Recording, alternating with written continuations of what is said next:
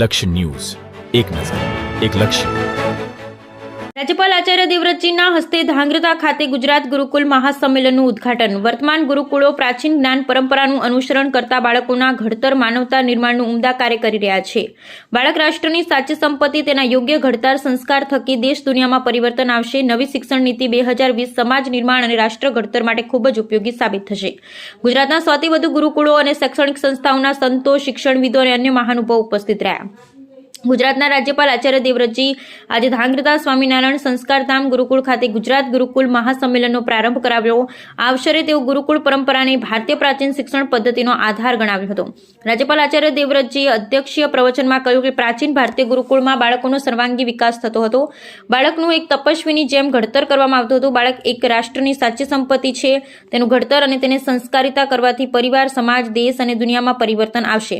આપણા પ્રાચીન ઋષિઓએ આ જ્ઞાન આપેલું. તેમણે કહ્યું કે પ્રાચીન ગુરુકુળ શિક્ષણ પદ્ધતિમાં બાળક કેન્દ્રમાં હતું. ગુરુકુળમાં રાજા અને રંક સૌના બાળકોમાં સમાન ભાવે શિક્ષણ આપવામાં આવતું હતું. સૌનું સમાન રીતે ઘડતર થતું હતું. આ રીતે અભ્યાસ કરતા બાળકમાં એકતા, સમાનતાનો ભાવ સહજ રીતે કેળવાય છે. ભગવાન શ્રી રામ હોય કે શ્રી કૃષ્ણ, બધા બાળવયમાં ગુરુકુળમાં શિક્ષણ પામી સંસ્કારિતા થયા છે. બાળક 6 વર્ષનું થાય ત્યારે શિક્ષણ માટે ફરજિયાત ગુરુકુળમાં મૂકવાની રાજ્ય વ્યવસ્થા હતી. આજે લોકો વિદેશમાં અભ્યાસ કરતા હોવાનું ગૌરવ લે છે.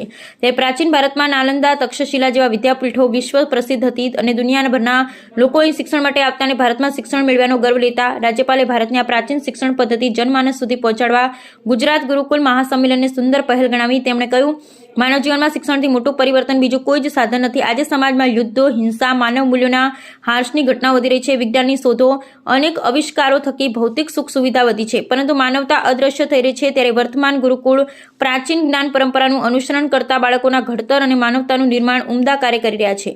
અંગ્રેજોએ ભારતમાં સ્થાયી રાજ્યની સ્થાપના કરવા માટે ભારતની ગુરુકુળ પરંપરાને નષ્ટ કરવા કરેલા ષડયંત્રના ઉલ્લેખ કરતા રાજ્યપાલે કહ્યું હતું કે ગુરુકુળ પરંપરાને તોડવા અંગ્રેજોએ ગુરુકુળમાં દાન આપનારા દાતાઓ પણ દબાણ લાવી દંડ, સજા વગેરે થકી આ પદ્ધતિ તોડી પાડી અને ભારતમાં મેકોલો શિક્ષણ પદ્ધતિ લાગુ કરી.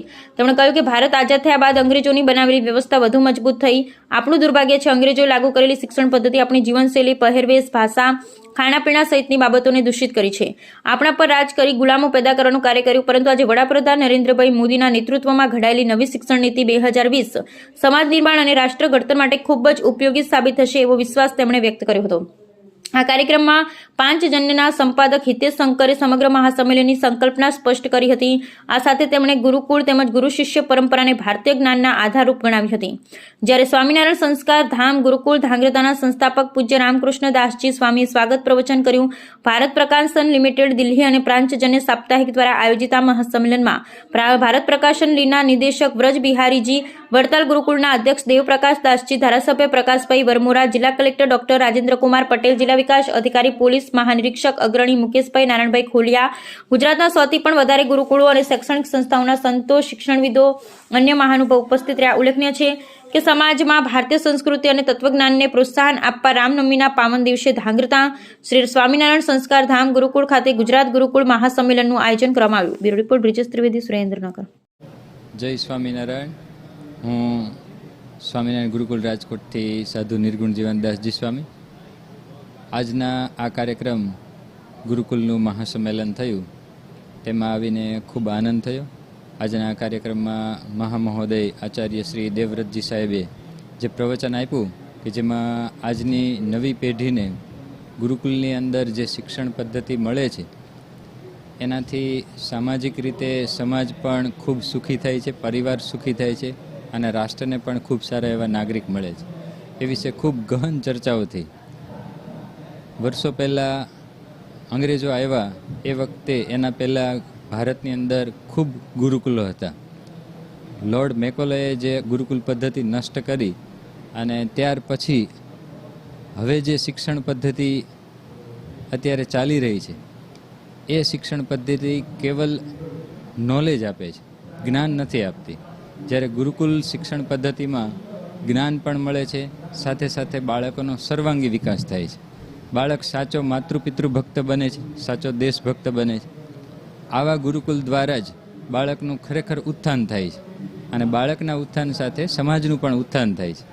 જેથી કરીને આવા ગુરુકુલ દિન પ્રતિદિન થતા રહે એ સમાજને માટે ખૂબ સારી વાત છે. જય સ્વામિનારાયણ. પાંચજન્ય साप्ताहिक एवं भारत प्रकाशन दिल्ली तत्वावधान में यह आयोजन भारतीय शिक्षा को पुनः जीवंत करने का एक महत्वपूर्ण कदम है। स्वामीनारायण संप्रदाय द्वारा गुरुकुल संघ जे चाले छे, गुरुकुल संघना प्रमुखश्री, गुरुकुल संघना बधा संतो, जेटला जेटला गुजरातमां गुरुकुलो छे, आई थिंक 165 उपरांत गुरुकुलोना प्रतिनिधि संतो अहींया छे। त्यारे महामहिम गुजरात राज्यना राज्यपाल श्री आ प्रसंगे खास पधार्या। आ संस्थाना संस्थापक अमारा आदरणीय रामकृष्ण स्वामीजी छे।